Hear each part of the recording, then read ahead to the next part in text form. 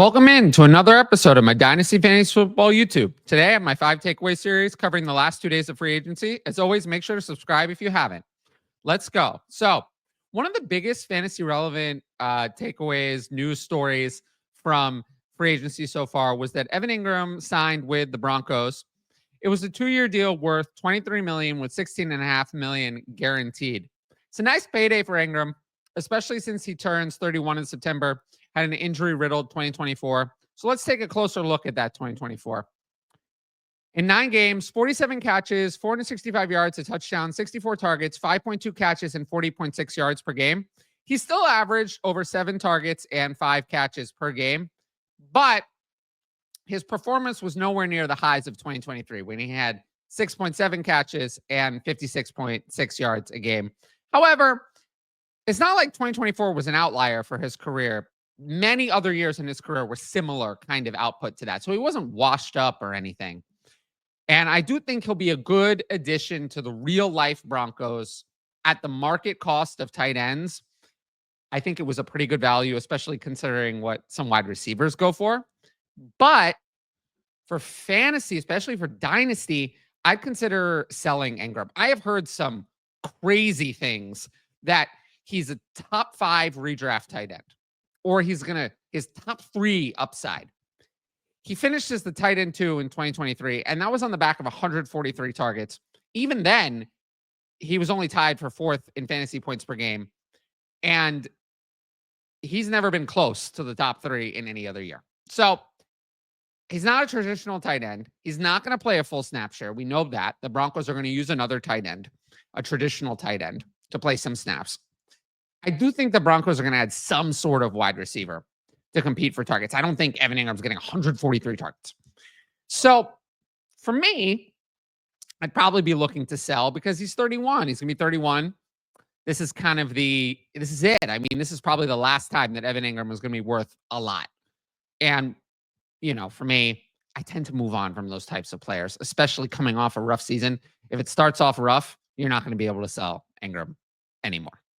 So next story, Rico Dowdle signed with the Panthers. It was a 1-year deal worth $3 million with incentives up to $6.5 million. Now, why the Cowboys did not give him this contract, I have no idea. No idea whatsoever. If he was good, then, he would have earned the money. If he wasn't good, then it was only $3 million. And he was pretty good last year. So I don't understand that. Dowdle signed as a clear backup here. I thought he'd have a bigger market, but he didn't. And I think it just goes to show what NFL teams think of the running back draft class. They're just not willing to outlay money to these veteran running backs. Dowdle was good in 2024. Like I said, 235 carries, 1,079 yards, only 2 touchdowns, 4.6 yards a carry, 39 catches, 249 yards, and 3 touchdowns. He was very good. He didn't see as much goal line work as we would have liked, wasn't as efficient there as we would have liked, but he was decently efficient in the passing game, which is interesting. A lot of people don't think of Dowdle that way. Problem is, Chuba Hubbard signed a 4-year, $33.2 million extension during the season. Now, is that real money? No. A lot of it's in the 2 years at the end, which are completely not guaranteed. But this regime, Dave Canales and general manager Dan Morgan, gave Hubbard this contract before Jonathan Brooks suffered his second ACL tear. Not after, before. So they saw Hubbard as the starter, even when Brooks was in play. And Hubbard was also good. 250 carries, 1,195 yards, 10 touchdowns, 4.8 yards a carry, 43 catches, 171 yards a touchdown. He was a better runner than Dowdle, especially at the goal line, but not super efficient as a receiver. So not that Dowdle is a receiving back, but I could see Dowdle maybe mixing in a little bit more on receiving, and then Hubbard getting most of the goal line and more carries. So for me, I'd explore the market. So the size of the Dowdle contract, what does that mean? It means Jonathan Brooks is not coming back in 2025. He's out for the year. And I think we knew that. So Dowdle is their 1-year replacement for Brooks. And then they evaluate. Do they trust Brooks enough to be the RB2 in 2026? Probably they let Dowdle walk. Brooks is the RB2. They bring in someone else to complement Brooks and Hubbard. Hubbard still has some guarantees for 2026, actually. As for the backfield split, I would say Hubbard is the starter and Dowdle gets worked in. I don't think there's any world in which Dowdle is the starter. Hubbard's the starter. It's a question of how much. Is it 55-45, 60-40, or 65-35? Probably 70-30 is the most it could be. I would lean toward around 60-40 in favor of Hubbard. Hubbard's probably a hold or a buy, if very cheap. Yes, I'd send a late second for Hubbard. Dowdle, probably more of a sell. Dowdle's older than Hubbard. As a handcuff, you can sell Dowdle to the Hubbard manager if they want insurance. I don't think the Panthers are going to add another running back to this mix in the draft. I think they've already outlaid at running back, but it was kind of a surprising addition, so might give you some opportunities to trade. So next up, Kareem Hunt re-signs with the Chiefs, and this happened today. I actually think this is rather significant. Hunt signed a one-year deal worth $1.5 million with another $1 million in incentives. So he got slightly more guaranteed than Elijah Mitchell, but Mitchell has more potential incentives. Neither deal is huge, and Pacheco's remaining rookie contract isn't either. Actually, the three players combined, Hunt, Pacheco, and Mitchell, have $4 million in guarantees this year. So very, very little committed to the running back position. Hunt last year was actually shockingly decent. He just came in off the couch and was 200 carries, 728 yards, 7 touchdowns, 3.6 yards to carry, 23 catches for 176 yards. Look, he wasn't super efficient. He was trustworthy. He averaged 15.4 carries a game, the most since his 2 earlier seasons on the Chiefs in 2017 and 2018, a long time ago since he had that kind of workload. So it is kind of wild that he contributed this much.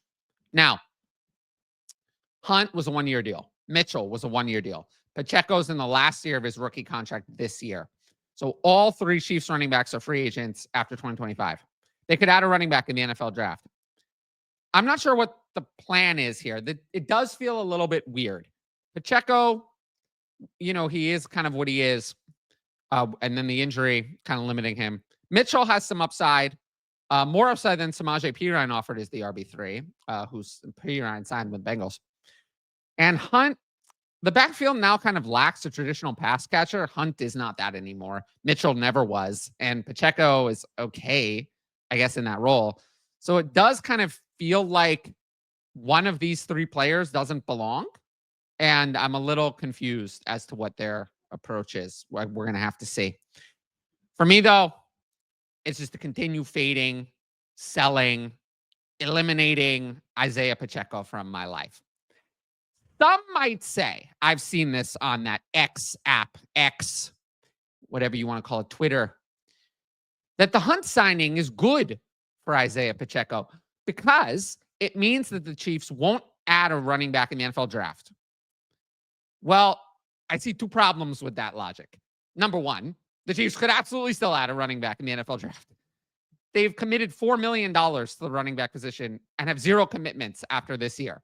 That will not prevent them from drafting a running back they like in the NFL draft. Probably would be one of their 2 third-round picks if they chose to do so. And this is a deep draft. Any running back they selected in the 3rd round would be better than any of their current running backs. But even if they don't add a running back, Pacheco wasn't the starter over Hunt in 2024. And it was pretty bad. In the Chiefs' 3 playoff games, Pacheco had 13 carries, 37 yards, and 3 catches for 17 yards. He did nothing. And Hunt had 28 carries, 117 yards, and 2 touchdowns and 3 catches for 13 yards. I mean, he had double the work. So there's no question who the starter was. So for me, I have no interest in Isiah Pacheco. I'd like to move on from Isiah Pacheco. We see that these day 3 running backs, once something bad happens, they don't get the job back. So move on from Isiah Pacheco if anyone is on that delusional narrative that this signing is a good thing for him. I think more likely is that they draft a running back and then Isiah Pacheco is traded to another team as their RB2 backup maybe. So this is not a good thing in any way, shape, or form for Isiah Pacheco. Now, if you're enjoying this video and you like my YouTube content, you should sign up for the Patreon. Right now, I'm offering a 50% discount at all tiers using code TylerYT. You can get my rankings, access to the Discord, all my write-ups, direct message fantasy advice, and the ability to ask in advance questions for the YouTube videos, which will probably be returning next week. Tiers begin at just $5 a month, $250 with that 50% discount. And if you want to know more about the Patreon, check out my promo videos on the channel. They're on the homepage under Patreon promos. They describe all of these things in more detail. But for now, just click on the link in the top right corner, patreon.com/fantasy advice. Use the code TylerYT to get 50% off. And with that said, I'll move into my next segment. So this more just dropped recently, but Jamar Chase and T. Higgins are apparently nearing contract extensions with the Bengals. Chase and Higgins are progressing in those talks, and they might receive over $70 million per year combined. Now, for me, it's probably including some funny money.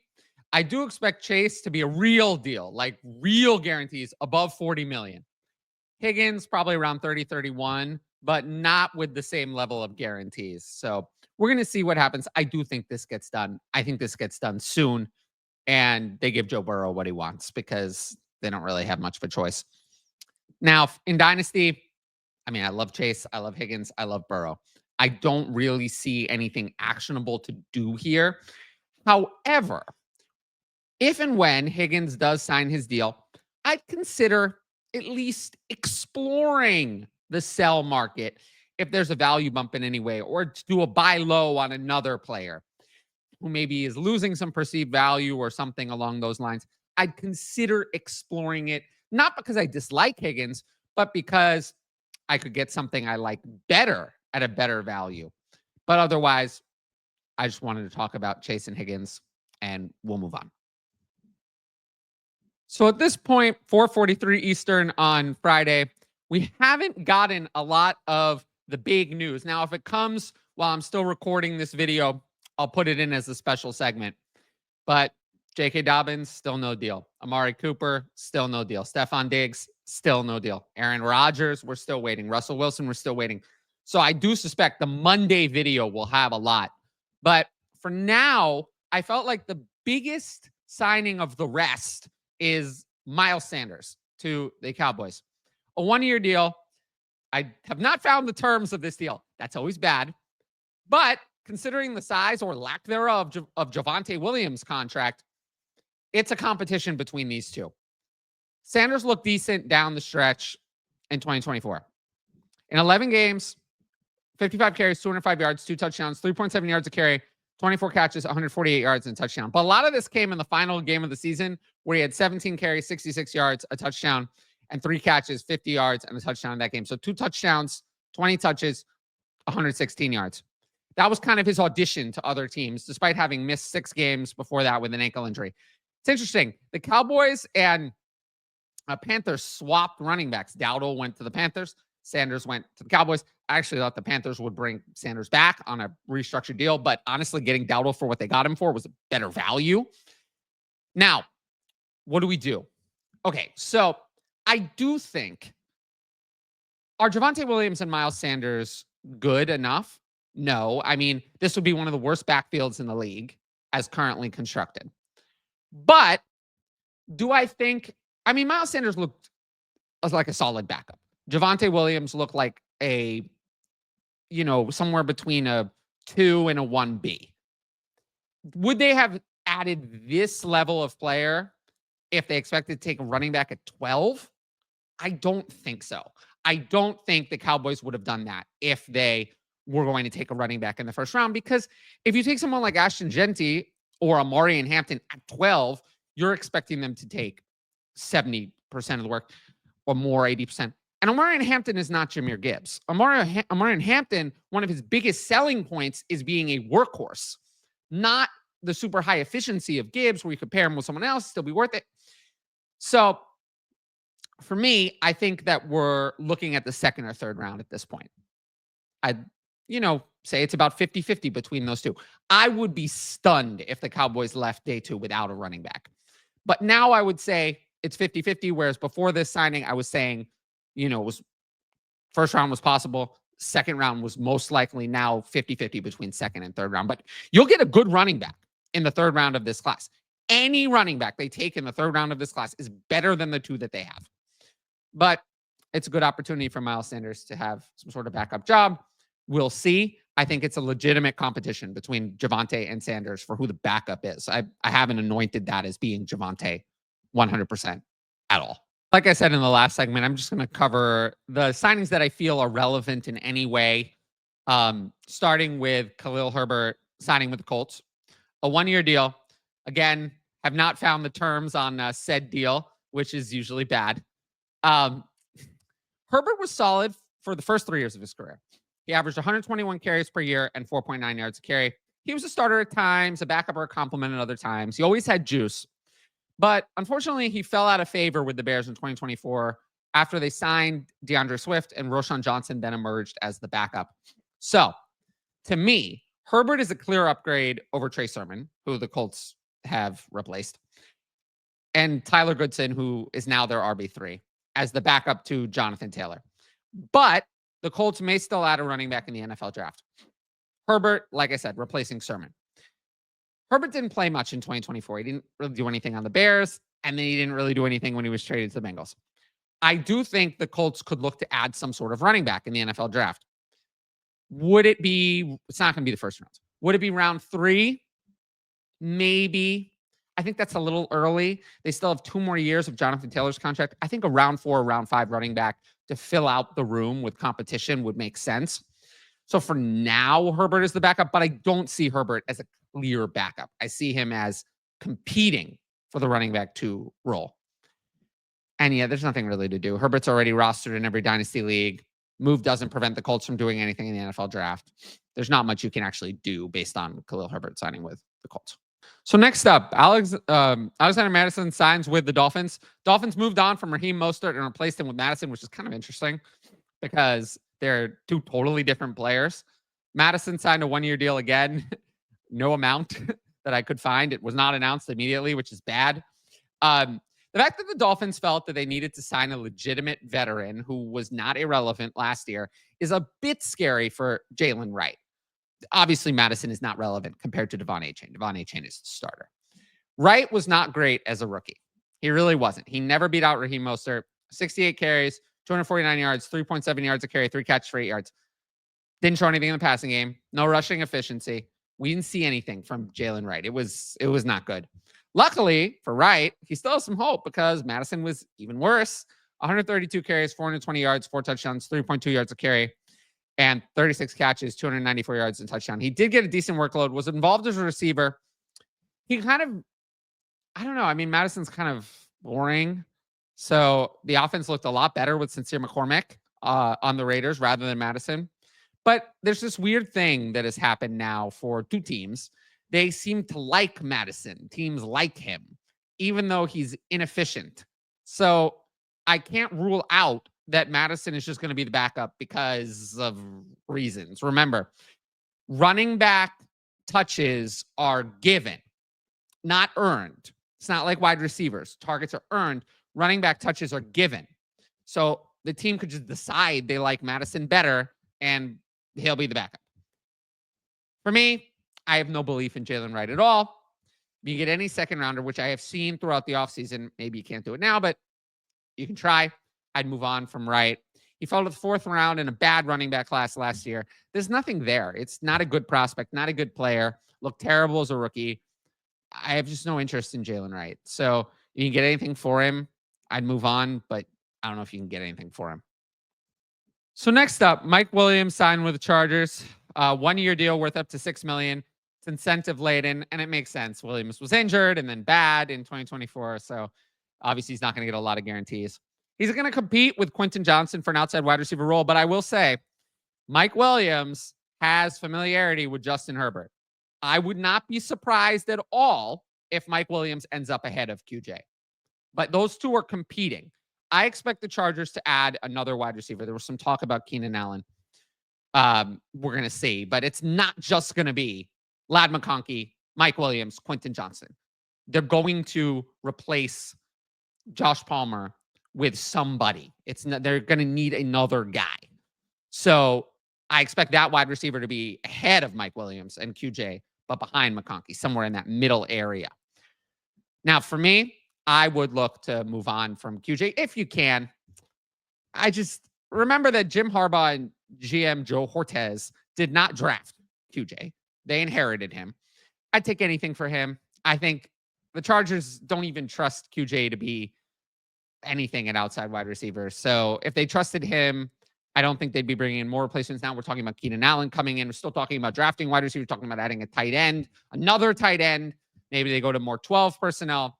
Regardless, I have no interest in QJ really in Dynasty at all. Next up, Noah Brown re-signs with the Commanders. It's interesting. Brown signed a 1-year deal worth up to $4.5 million. Now, before Brown got hurt, he was the Commanders' wide receiver too. He got hurt. He had that kidney internal issue. Weird issue, an unusual, not football related, I don't think. And then Dyami Brown and Olamide Zaccheaus took turns filling that role. But Noah Brown, was the original one in that role. Now, for now, Brown is the placeholder outside wide receiver 2. You have Terry McLaurin. Terry McLaurin locked in as the one right now. Then you have Deebo Samuel. Deebo Samuel is there as the 2 for now. And for now, Noah Brown is the 3. I would lean that Noah Brown mostly plays outside. Deebo Samuel mostly in the slot. But the Commanders have the 29th overall pick and the 61st overall pick. Will they definitely spend one of those on a wide receiver? No, not necessarily. I mean, they still have Zach Ertz. They re-signed John Bates and Ben Sinnott. So they could see some 12 personnel. The wide receiver room is a bit light. They could add to it. They might not. But I think the reason I thought this was kind of important, unlike some of the other lower wide receiver signings, because Noah Brown himself is not relevant, is that I consider selling Deebo Samuel. I don't think Deebo Samuel has much left. I think he's a good real-life addition for a 5th-round pick. You're not going to get a wide receiver in the 5th round as good as Deebo Samuel for 1 year. The Commanders had a lot of money to burn. They could afford it. It was a luxury for them. Good move. But I think some might say that the Brown signing means that the Commanders are done adding wide receiver for sure, can rule it out for the draft. I can't rule it out. Brown's deal is not big enough to guarantee that he's a starter. It's kind of in the Mac Hollins range, that borderline wide receiver 3-4 on a team veteran deal. They could bring in a rookie wide receiver. It's possible. If they like one, the players they have is not going to stop them, especially considering that Luke McCaffrey was terrible as a rookie. So for just all these reasons, I would consider selling Deebo Samuel now instead of waiting until later. So I usually don't do backup quarterback signings, but I did think this particular one was important. Mac Jones signed a 2-year, $7 million deal with $5 million guaranteed and $4.5 million in possible incentives. He's the latest member of what I call the 49ers quarterback school. You had Sam Darnold go there, and then he went to Minnesota. He was the starter, and then he is now the starter in Seattle. Mac Jones could rebuild his value behind Brock Purdy, be ready to step in if Purdy gets hurt. Now, we saw last year, Purdy got hurt. Brandon Allen came in. That didn't work. Josh Dobbs is fine, but not as good as Mac Jones. Mac Jones is better than Josh Dobbs. So this is a good insurance policy for the 49ers. Jones last year in 7 starts, 10 games, 65.3% completion, 8 touchdowns, 8 interceptions, 6.4 yards per attempt, 28 carries, 92 yards touchdown. Didn't run that much. The raw numbers aren't that great. The yards per attempt is not that impressive.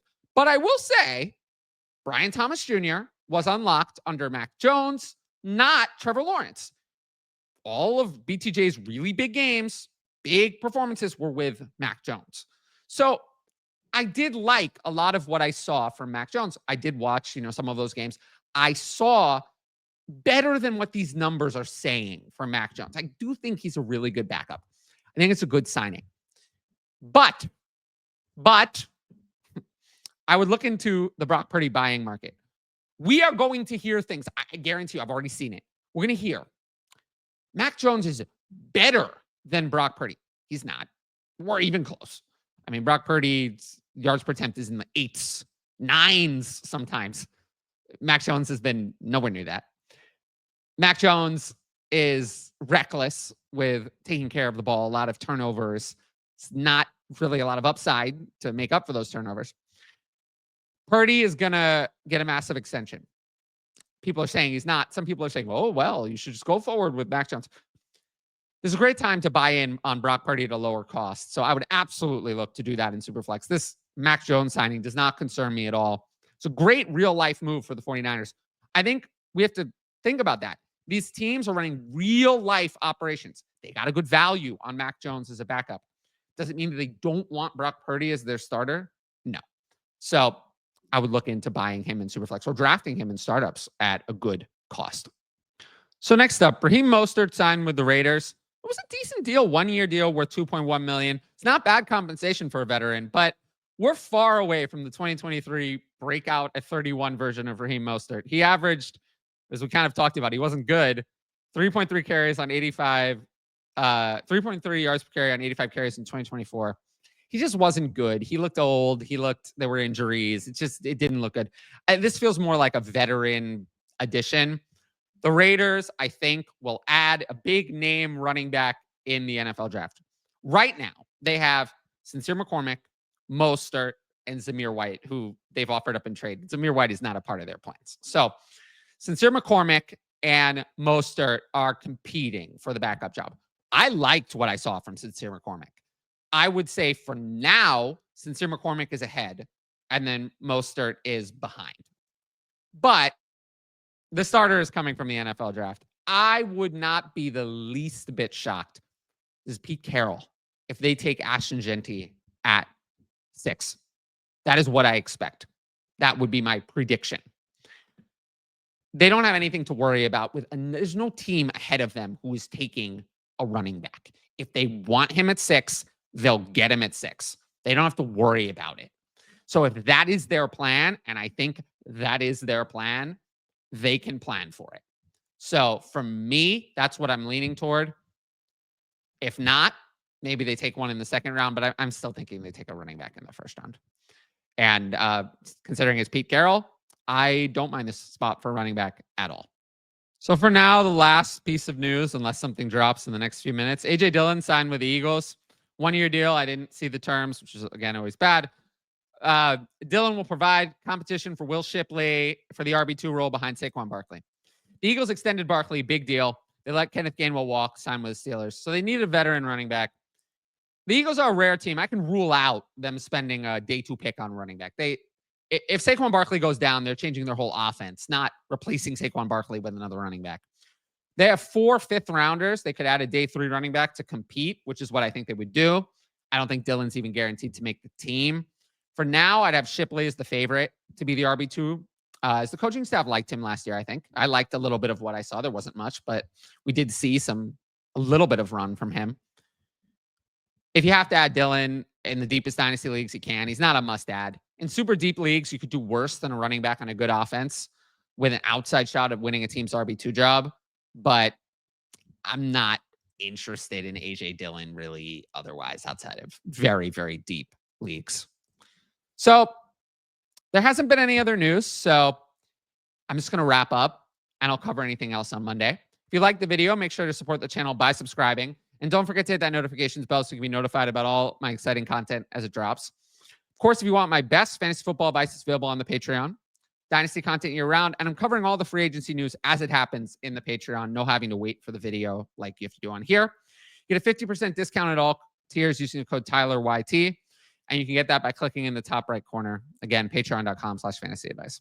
Every sign-up helps support my independent content. But once again, thanks for watching, and I'll see you all